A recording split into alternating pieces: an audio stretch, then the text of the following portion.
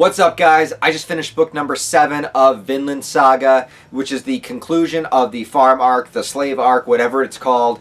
It was the finale of it, and I could have not have asked for a better finale to such an amazing, incredible arc. I think this is obviously my favorite arc of Vinland Saga, which I've only read 2 so far, but I'm sure by far and away it's going to remain the top arc, unless it can somehow top what this arc was able to do with its characters, with its story, its setting, and everything like that. So I don't know. It's very open-ended where this book ended to where Vinland Saga could possibly go from here. So I'm very excited to see what's coming next. But before we get to that, let's just talk about the things that did happen here. Also, real quick, I just wanted to say, I know I said I was going to do a live reaction, live reading of this volume, but as you can imagine with everything that's going on with my channel, if you don't know, I got the strikes and I'm fighting them and whatnot, and I can't upload on the original channel right now as of the filming of this video. Whenever you watch it, things might be resolved, might be different, I don't know. But just because of everything that's going on with the channel right now, I'm kind of keeping it simple and just going back to my usual standard style of reviewing. So if you were looking forward to a live reaction of this volume, I'm very, very sorry, and I apologize that I didn't do it, but I'm at least here with you for a review of every kind of crazy thing that is happening here. So pretty much the theme of Vinland Saga so far, especially the theme of the slave arc, has definitely been the struggle of a true warrior. And what is a true warrior? And what I am inferring from what Vinland Saga is trying to tell me here is that a true warrior's battle is, how do you live peacefully? How do you incite peace? How do you inspire peace? How do you create a world of peace in a world of violence, where violence is completely taken over? Violence is the way of the world, and you are trying to find a way around that. You are trying to find a way to fight by not fighting. You are trying to find a way to be that true warrior, that true battle within you. So how do you do it? How do you do it without violence? And how do you do it without making other people suffer? And this is a really, really hard thing. And this rings true, I mean, in life, I feel like. This is a very strong, powerful sentiment of how do you resolve things without violence. Especially, I mean, look at the world that we're living in now. I'm not going to get into any kind of political or sociological issues, you know, too deeply right here, but I just want to point, you know, a little bit of a mirror at society right now with everything that's going on, especially in America where I live. There's a lot of hate, there's a lot of violence, there's a lot of fighting happening right now in the real world. And I think the point of what Vinland Saga is trying to say is, despite how awful and horrible people can be with the violence, how do you resolve an issue without violence? How do you do it peacefully? And this is, of course, equally or probably much, much, much more difficult back in the world of Vikings, back in the ages where Vinland Saga takes place. Now, Thorfinn had just, in the previous volume, tried to settle this issue with the escaped slave, which was Arneid's past husband. Sorry, I couldn't remember her name there for a second. Arneid. And she, you know, they tried everything that they could, and she was able to be with him in his last moments, but she still needs to pay the price according to the world and society at large here, with her being a slave. So she was kind of tied up. Thorfinn and Einar, I've been saying Einor, I'm sorry, it just sounded more fluid as saying it, but okay, Einar is his name, or Enar, I'm not quite sure how to pronounce it.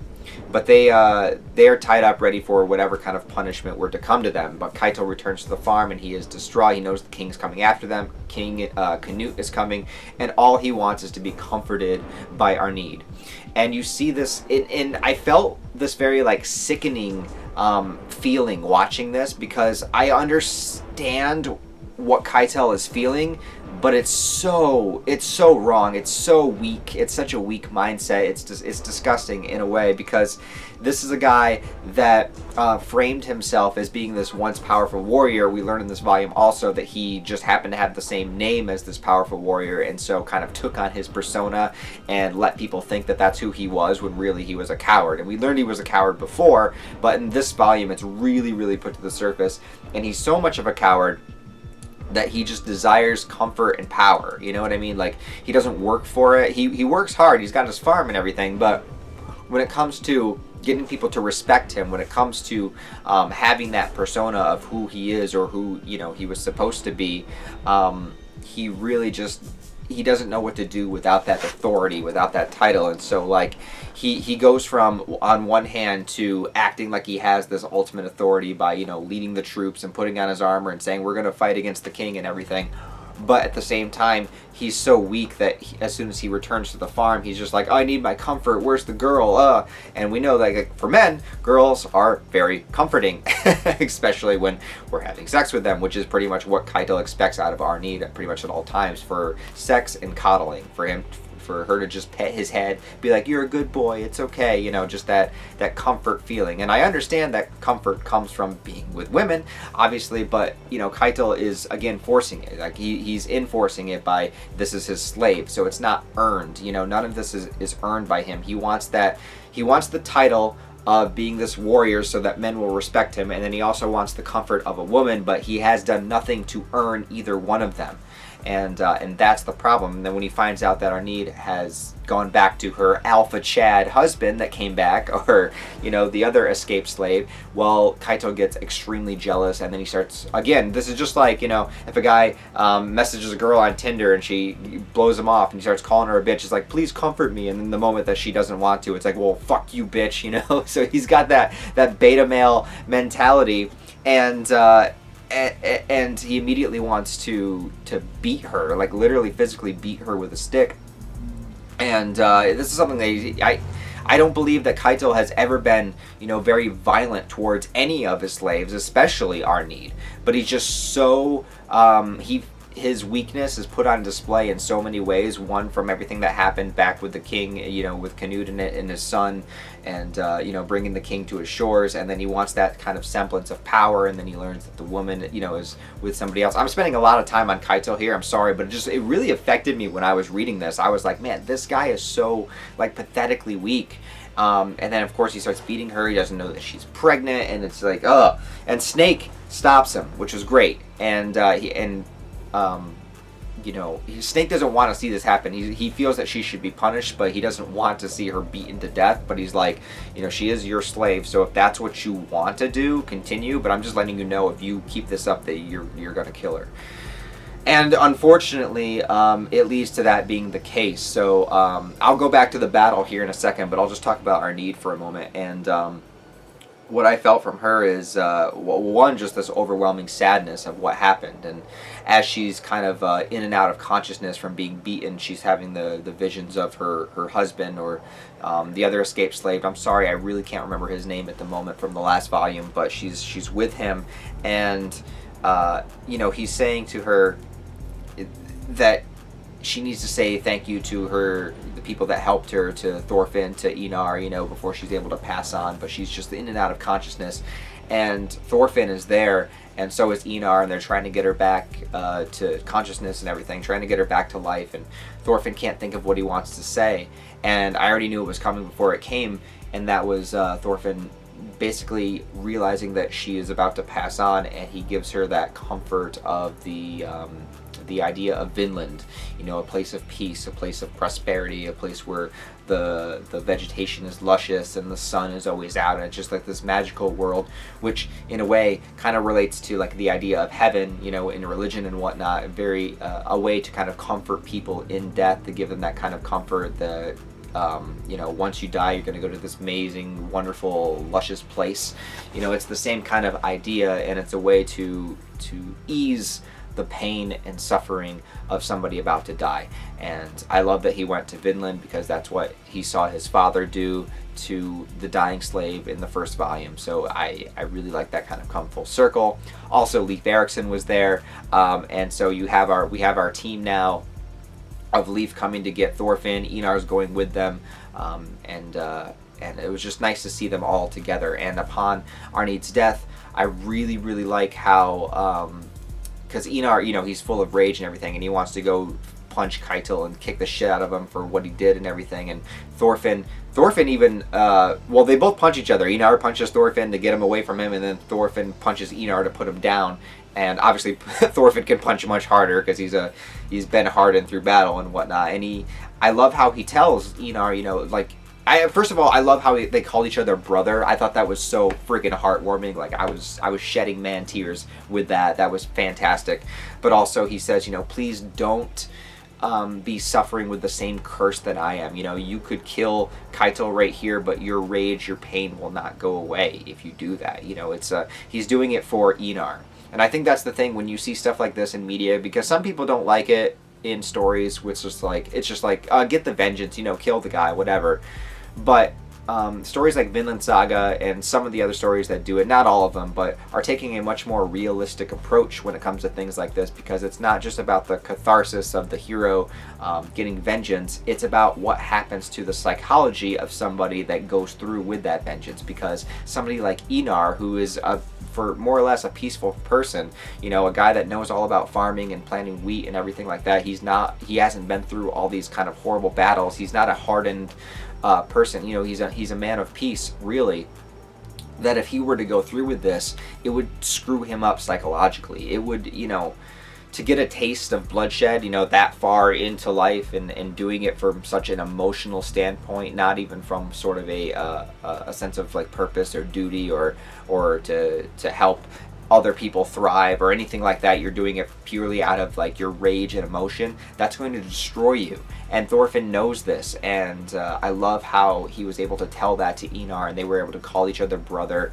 and they were able to bury our need and shake hands and just say, you know, we are going to find Vinland and we're going to establish a society of peace. That is our goal. It's so ambitious. It's so just over the top, and I absolutely love it. I love that they're calling each other brother. They are brothers as far as I'm concerned, so I love their relationship with one another. But let's get to the battle itself. So Canute does show up to take the farm, and he has fewer men than the farmhand has, but these are all men. These are the Jones Vikings. Floki is there. Fuck that guy. I can't. Again, chances like Floki and Thorfinn don't meet, and I don't even know if Thorfinn understands that Floki was the one that set up his father's death. I don't know. That's still a plot line that has yet to be resolved. But anyways, Canute is there, and they just start wreaking havoc on everybody that chose the battle for the farm. And Thorgil, Kaito's son, was able to kind of rally the troops to fight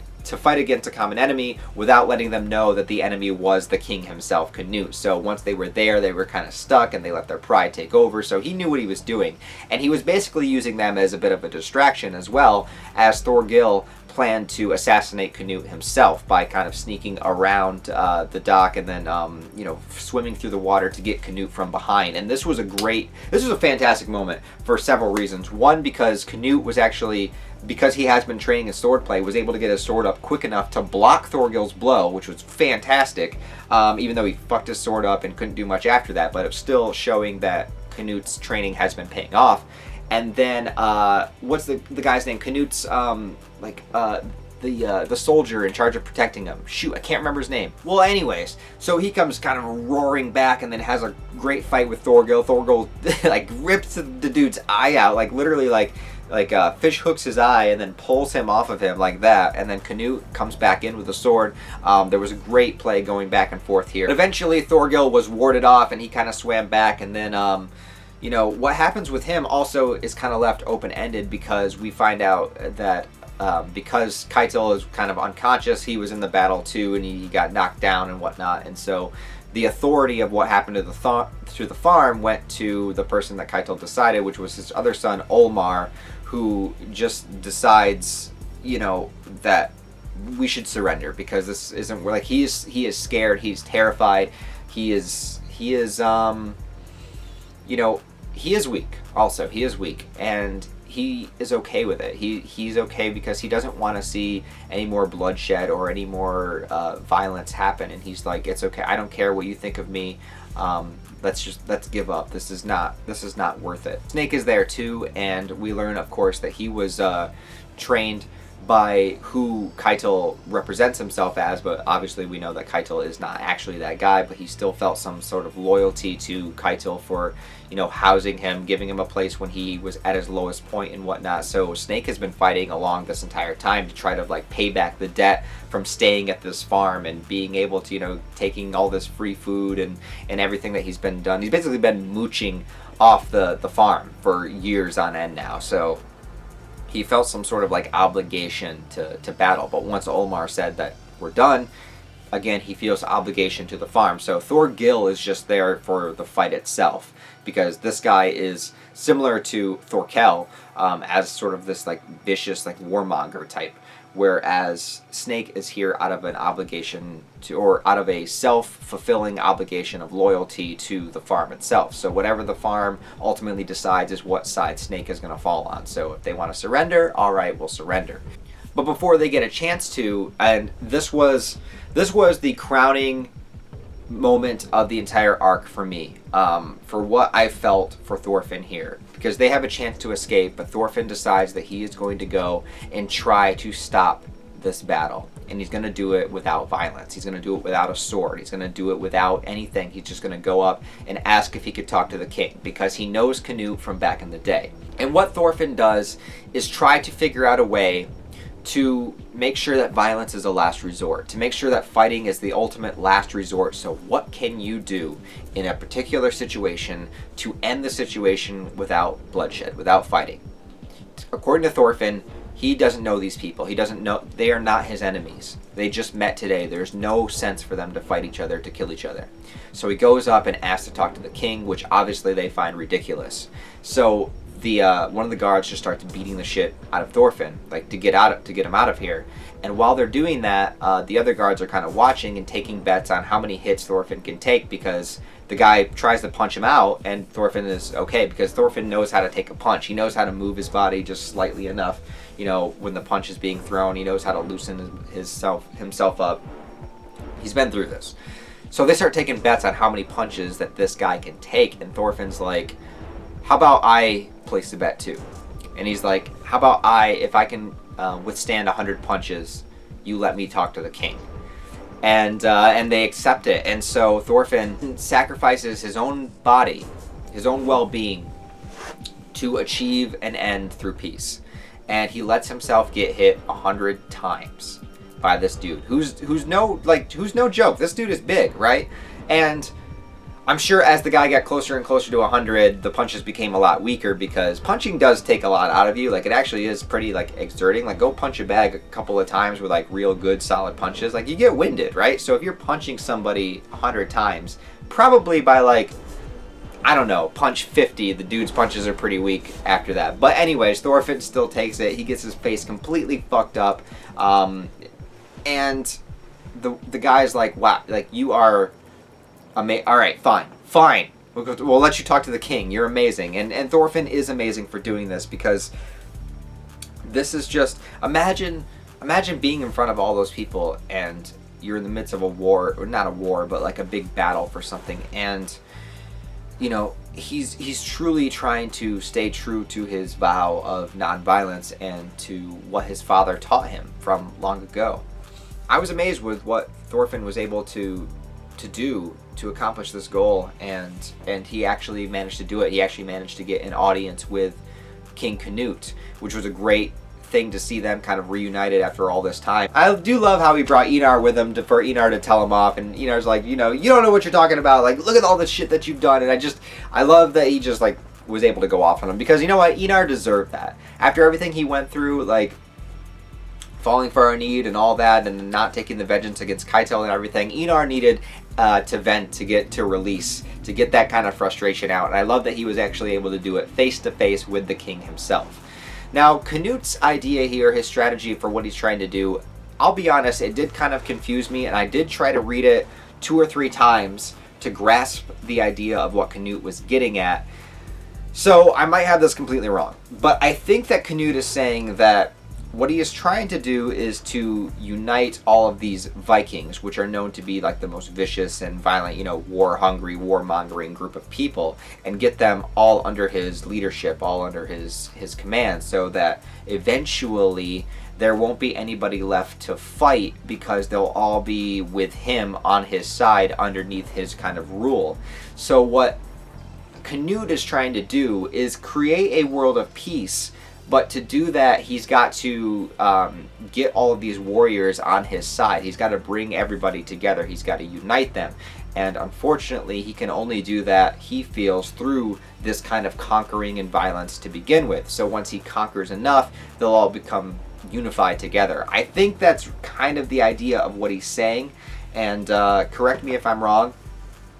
But basically, Canute and Thorfinn have the same ultimate end goal, but they're doing it through completely different means, whereas Thorfinn is trying to do it through non-violence, where Canute is doing it through conquering, which in itself is just absolute violence.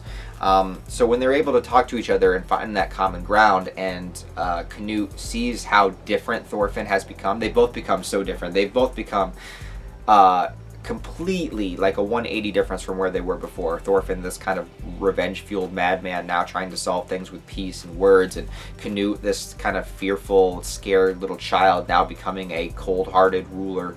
I mean, they're both such different men from where they knew each other before, and yet they were able to, in a way, kind of find this common ground, and Thorfinn succeeds, and he actually is able to get Canute to leave the island, which to the dismay of the Joms Vikings and Floki and everybody that was there, kind of pissed off about it, and so was Thorgil, who was still ready to fight on the farm side, but he managed to make it happen, and Canute was actually okay with Thorfinn doing what he was doing. He was like, that's great, you know, you try it your way, and I'm gonna see, that's the thing, like, is he still gonna try to do it his way? Like, has Canute, because of the influence of Thorfinn from that conversation, has Canute changed his ideas at all, or is he still going to try it through the methods that he is? Because, I mean, Canute is a real historical character, right? So, like, he still has to do what the real Canute done. Like, I don't know the history of what's Vinland Saga is covering. This is all fiction to me. I don't know the actual history of what's happening, so I don't know if this is going in line with history for Canute, or I don't know if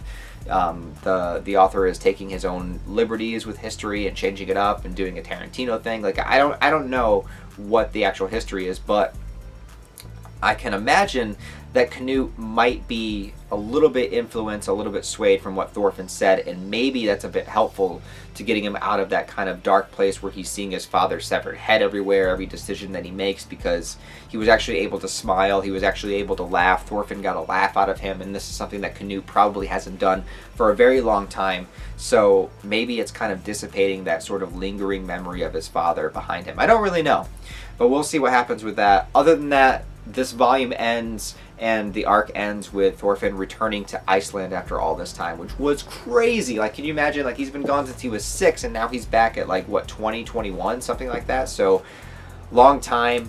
But even though his sister refuses to believe that it's really him, at first his mother instantly believes, which I thought was very heartwarming. It's just one of those things where, like, you know, a mother is always going to know her child, no matter what he goes through, how much he changes, you know, she'll always sense it. She'll always be able to tell, you know, who her child is. And so Thorfinn has returned to Iceland, and Einar's there with him. Leif Erikson is there, so yeah, we're going to see what happens with that. I wonder what's going to happen from now on, if Thorfinn is just going to try to settle up and start like a world of, you know, if he's, because him and Einar had decided that they're going to try to build Vinland, so are they going to travel and in search of it, in search of the new continent, and in order to set that up? I don't know.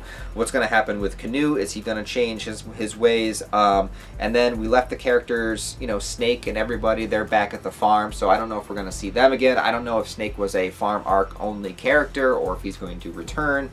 Thorgil, of course, is off somewhere too, and this guy, you know, he was pissed that because he wanted to fight and he almost assassinated the king and then didn't get to. I would love to see a fight between Thorgil and Thorkel. I think that would be amazing. My only gripe about this entire arc is there wasn't enough Thorkel, but I really hope there's some more of him moving forward. I love him as a character, but other than that, like I said, I think this arc is a crowning achievement of Vinland Saga, a crowning achievement of seinen manga to begin with.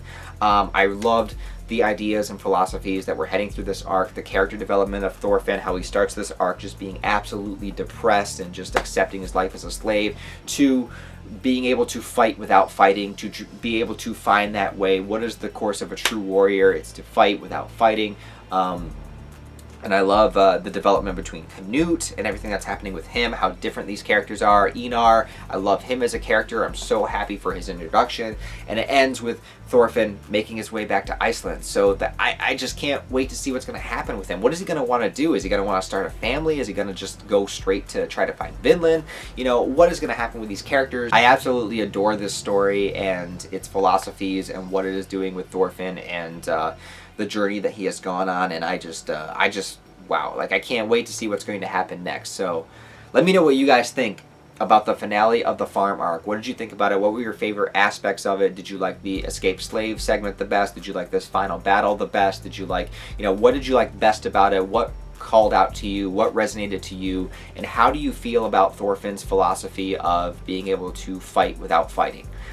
Do you think it'll work for him? Do you think it's silly? Do you think it's stupid? Is it something that you would laugh at, or is it something that you would be able to do? Could you take 100 punches from somebody just to do the right thing without violence? Could you do it? I don't know. I don't know if I could do it. Maybe.